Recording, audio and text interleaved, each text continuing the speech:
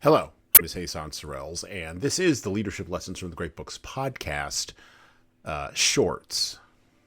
There's no co-host on these shorts episodes.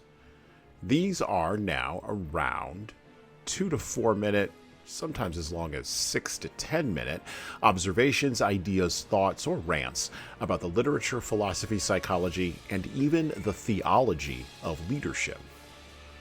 Because listening to me talk about leadership for now around 2 to 4 minutes is still better than reading and trying to understand yet another business book. Even that business book your coworker won't stop raving about because it quote-unquote changed their life, but you can't see any difference in their leadership behavior.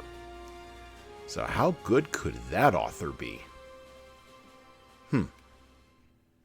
Much of what we modern people think of as Christmas, the music, the movies, the nostalgia, the explosion of gifts under the tree, the travel, even the tree itself, are the results of corporate marketers' successful efforts over the course of the last 90 years to make the season about something other than the birth of Christ.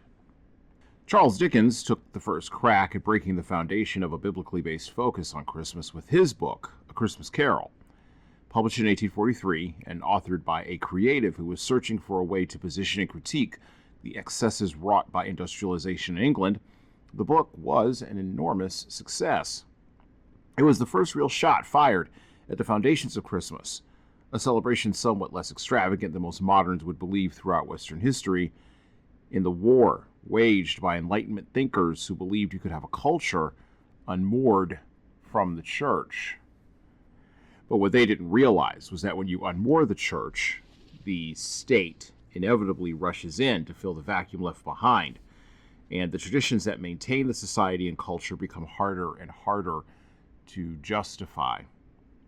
And then the industrialists, the corporatists, the entertainers, the hucksters, and the marketers come along like a plague of locusts and consume much of what remains of the foundations of the culture, ultimately hollowing out what few traditions manage to hang on.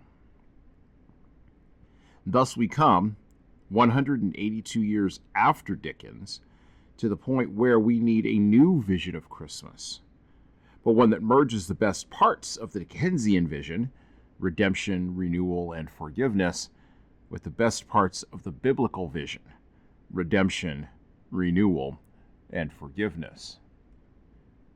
Leaders lead.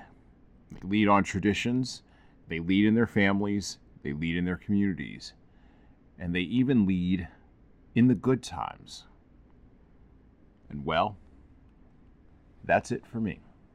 Thank you for listening to the Leadership Lessons from the Great Books podcast today. And now that you've made it this far, you should subscribe to the audio version of this show on all the major podcast players, including Apple iTunes, Spotify, YouTube Music, and everywhere else where podcasts are available. There's also a video version of our podcast on our YouTube channel. Like and subscribe to the video version of this podcast on the Leadership Toolbox channel on YouTube.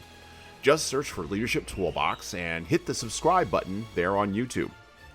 And while you're doing that, leave a 5-star review if you like what we're doing here on Apple, Spotify, and YouTube.